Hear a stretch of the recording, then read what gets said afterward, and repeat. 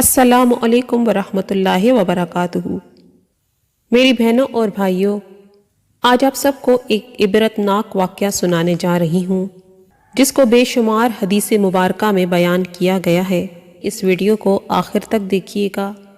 حدیث مبارکہ کی روشنی میں بتانے جا رہی ہوں کہ بلی کے بارے میں احادیث مبارکہ میں کیا حکم آیا ہے۔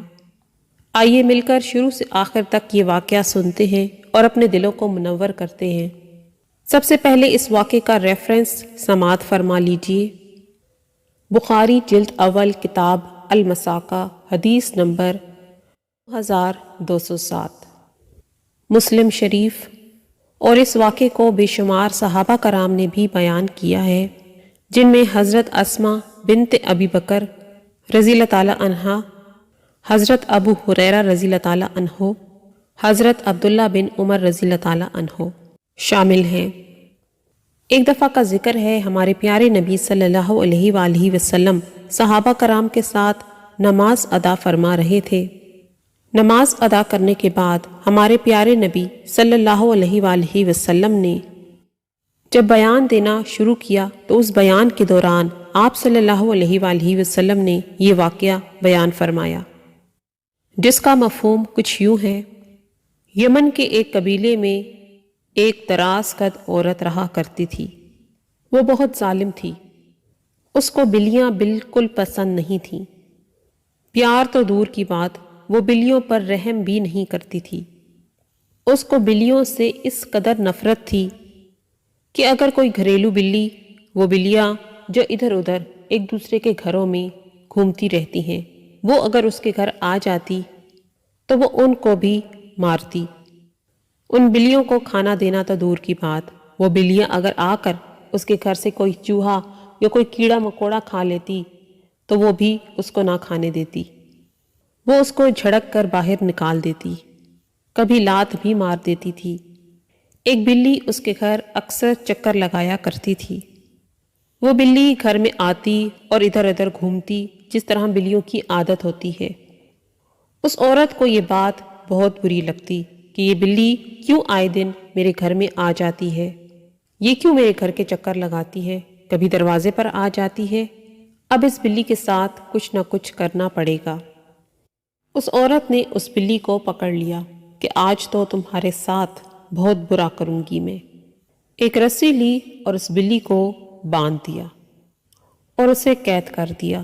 قید ہونے کے بعد وہ بلی بھوکی پیاسی آوازیں نکالنے لگی۔ اس عورت نے اس کو کھانا بھی نہیں دیا، پانی بھی نہیں دیا، اور نہ ہی اس کو چھوڑا تاکہ وہ خود کیڑے مکوڑے وغیرہ کھا کر گزارا کر لے۔ اس بلی کو اس نے باندھ کر رکھا یہاں تک کہ وہ بلی بھوکی پیاسی تڑپ تڑپ کر مر گئی۔ اللہ تعالیٰ کو اس عورت کی یہ بات اتنی بری لگی کہ جب وہ عورت مر گئی، ہمارے پیارے نبی صلی اللہ علیہ وآلہ وسلم فرماتے ہیں، دوزخ کو جب میرے اوپر پیش کیا گیا، میں نے جہنم کا ملاحظہ کیا تو میں نے وہاں ایک عورت کو دیکھا جس کی ایک بلی تھی۔ اس بلی کی وجہ سے اس عورت کو میں نے عذاب میں مبتلا دیکھا۔ رسول اللہ صلی اللہ علیہ وآلہ وسلم فرماتے ہیں، اس عورت کو میں نے جہنم کی آگ میں جھلستے ہوئے دیکھا۔ اسلام کی خوبی یہ ہے کہ اس نے انسانوں کے ساتھ ساتھ جانوروں کے حقوق کا بھی خیال رکھا ہے۔ جس طرح کسی انسان پر ظلم اور زیادتی حرام ہے، اسی طرح جانوروں پر بھی ظلم اور زیادتی حرام ہے، کیونکہ جانور بھی اللہ تعالیٰ کی مخلوق ہیں۔ انسان تو اپنا دکھ درد کسی سے کہہ سکتا ہے، مگر بے زبان جانور کس سے فریاد کرے۔ ایک اور حدیث مبارکہ میں ارشاد ہے، بلی ناپاک نہیں ہے، بلکہ یہ تو گھر میں چکر لگانے والوں میں سے ہے۔ ہمیں بھی آپ صلی اللہ علیہ وآلہ وسلم کی پیروی میں اس کے ساتھ نرمی کرنی چاہیے۔ یہ ہماری ذمہ داری ہے کہ بلی پر ظلم و ستم کی راہیں تلاش نہ کریں۔ جس طرح اس پر ظلم کی پاداش میں ایک عورت کو جہنم میں داخل کر لیا گیا، ہاں اگر کوئی بلی خونخوار ہے اور گھر کا نقصان کرتی ہے تو بھی اسے مارنے کے بجائے کسی دور دراز علاقے میں چھوڑ دیا جائے تاکہ وہ اپنا ٹھکانہ بدل لے، لیکن اسے قتل کرنے کی قطعی اجازت نہیں دی جا سکتی اور نہ ہی اس پر ظلم کرنے کی۔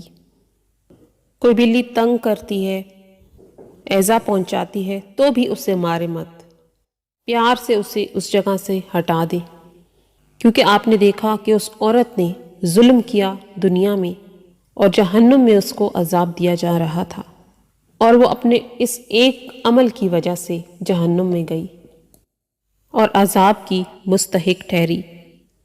تو کسی بھی بے زبان جانور کو تنگ نہ کریں، اس کی آہ نہ لیں۔ مجھے امید ہے ہماری آج کی ویڈیو ہم سب کے لیے ایک سبق ہے۔